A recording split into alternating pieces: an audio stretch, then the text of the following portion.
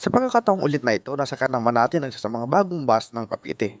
At ito ang Kirsten Joyce 5388. Ang modelo ng bus na ito ay Yutong HD9. Galing pa ito ng Joy Bus. Sa itsura pala ng bus na ito, mukhang bagong bago. Nangangamoy brand new. Sa pagkakataong ito, matetesting natin ang pagsakay sa bus na ito kung gaano komportable sa kanito.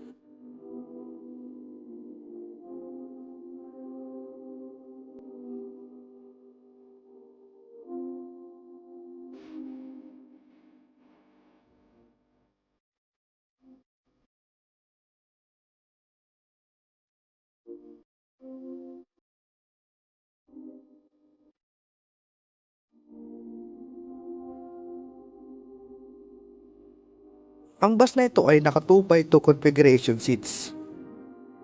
Kagaya sa mga nabanggit, meron itong malamig na aircon, adjustable na armrest at adjustable na upuan.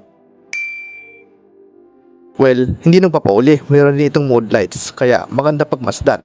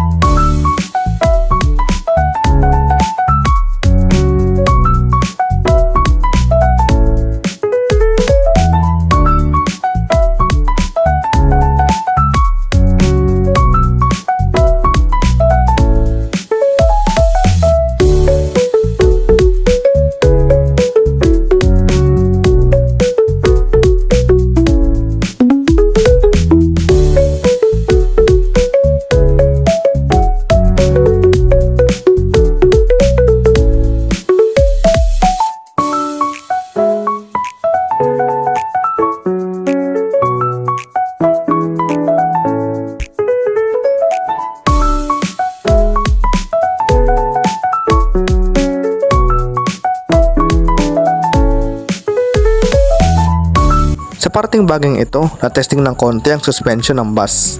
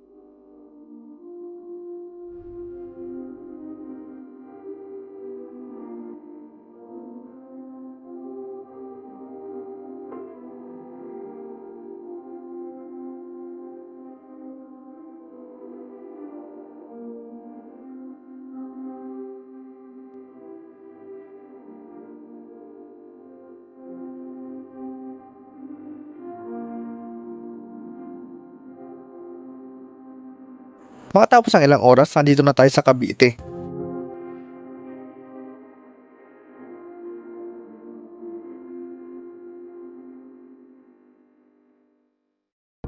Pagdaan namin sa medyo malubak na kalsada, na-testing ulit ang suspension ng bus.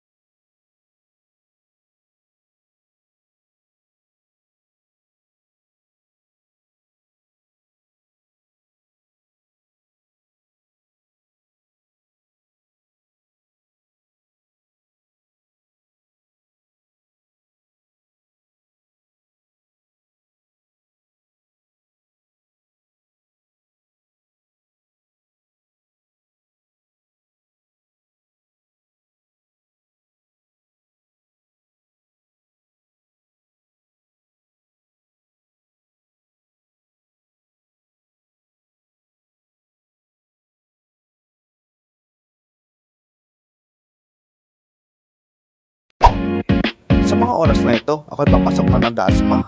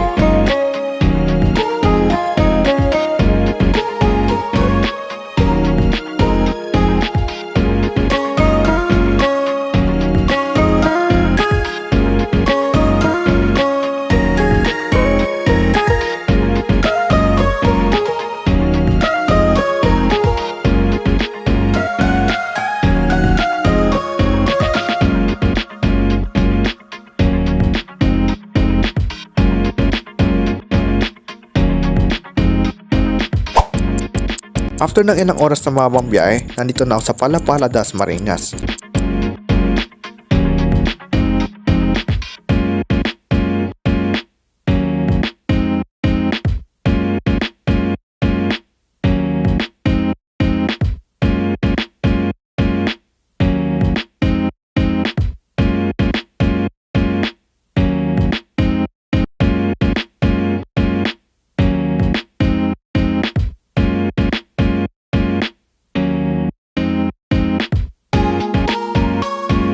Nandito na tayo sa Robinson, Palapala, Dasmariñas at dito na tayo nag-touchdown. Ang naging tagal lamang na aking biyahe ay umabot lamang ng 2 hours at kalahating minuto. Well, to conclude, napakaganda sa kanang yutong na to. At isa pa, air suspension din ang ginagamit nito. At lalo na rin pagdating sa lambot ng upuan. At isa rin sa kagandahan dito ay napakalamig pa rin ng aircon ng bus na ito. Kahit na ganun pa man, second hand ang bus na ito. Salamat sa inyong pagnood and muli, this is yours, Pattersense.